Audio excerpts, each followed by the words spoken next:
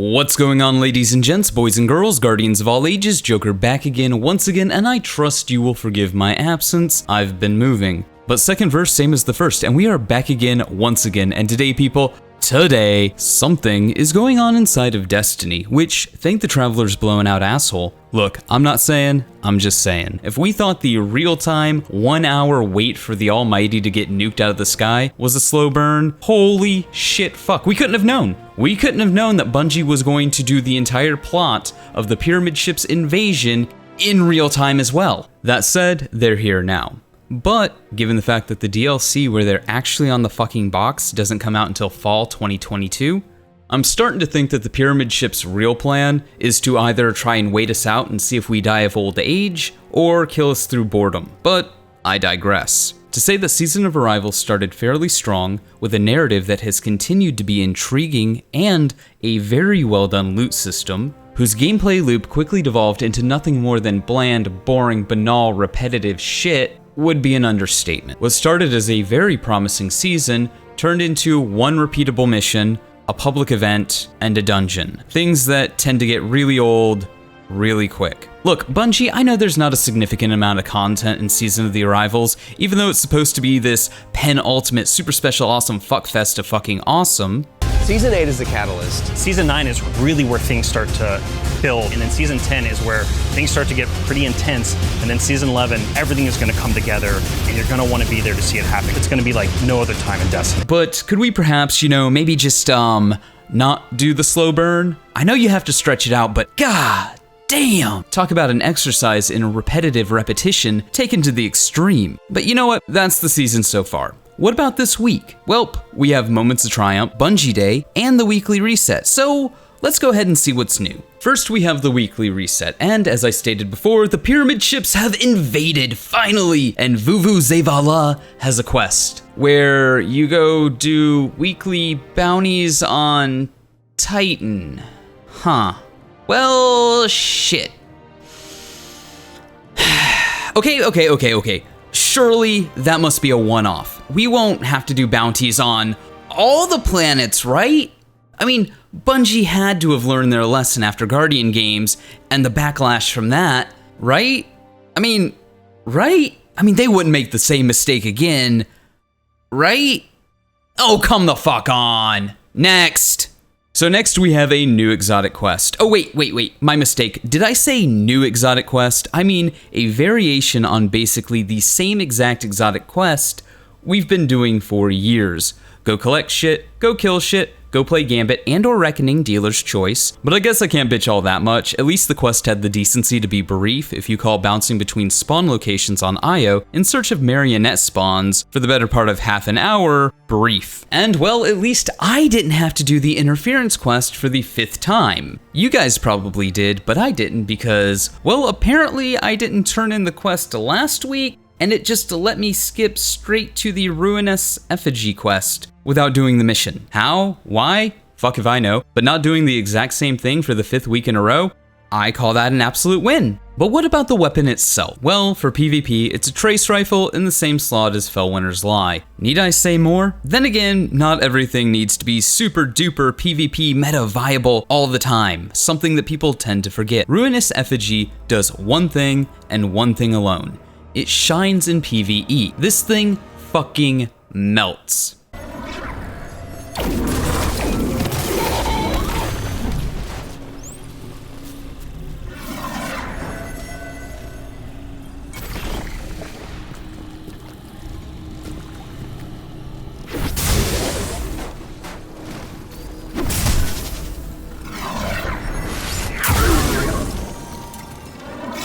That's just respectable damage. And then there's this really cool shield thing.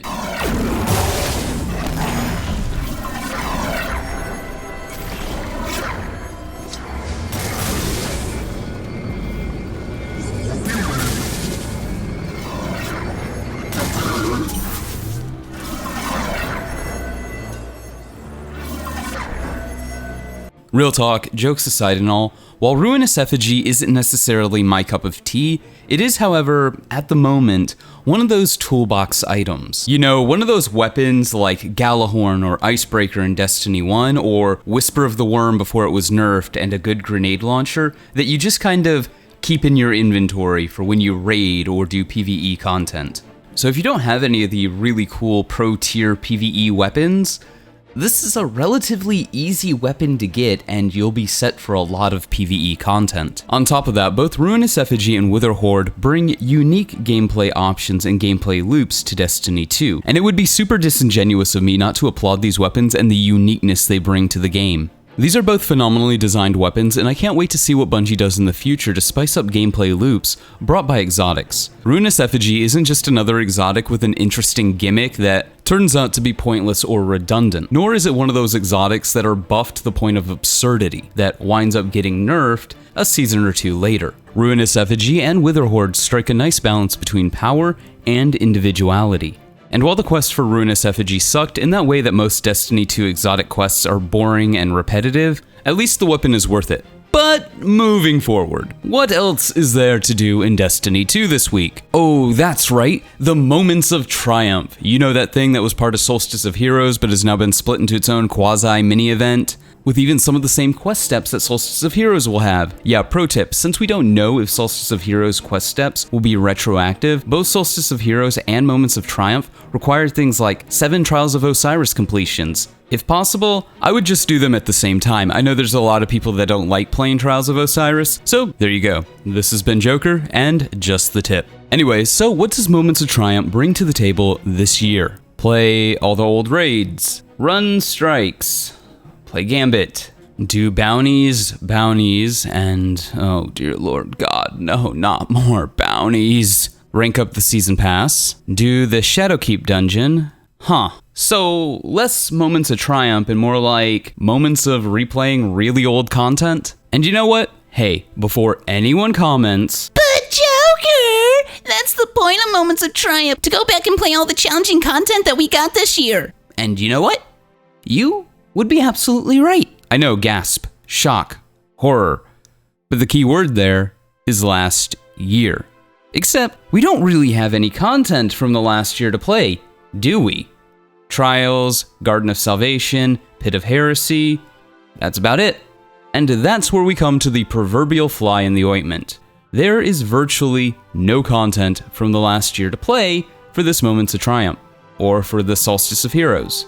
Not that any of the content is worth revisiting, mind you, which comes back to the Achilles heel of the Season Pass model. It's all disposable, and I know, I'm beating a dead horse with a golf club. But for the sake of I told you so, I'm just saying, fuck you, I was right. Now, as trite as it might be to bring up the Season Pass model once again, the proof is in the pudding. The Season Pass model, combined with the retiring of content, has left virtually nothing from the last year to celebrate. Not that it really matters in the slightest, because due to the disposability of the content, nothing was really built to last, and nothing was worth revisiting. Which is incredibly ironic when Bungie's entire business model seems to hinge on people replaying old content over and over and over and over and over and over and over and over and over and over and over and over and over and over and over and over and over and over again, to the point of nauseum. Destiny 2 Season Pass content is a lot like a super cheap stick of gum. Sure, it might actually taste fucking amazing for the first few chews, but far sooner than you would have even imagined possible, it's nothing more than a flavorless mass of rubber-like substance being grinded between your teeth. And while Moments of Triumph is clearly meant to be a celebration of the content leaving the game, an excuse that Bungie is lucky to have, truth be told, they really don't have anything else they can do, which is only going to get worse, not better, with the vaulting of content. More so,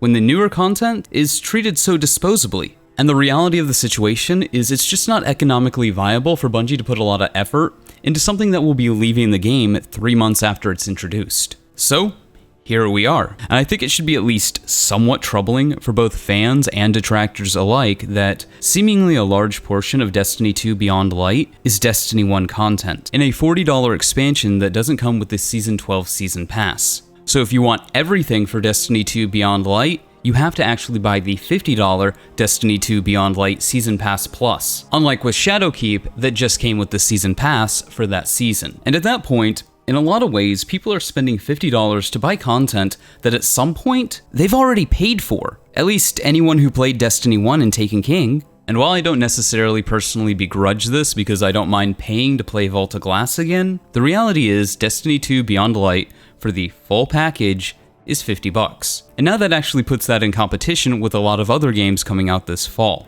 Destiny 2 has categorically had a very, very rough last year, to say the least.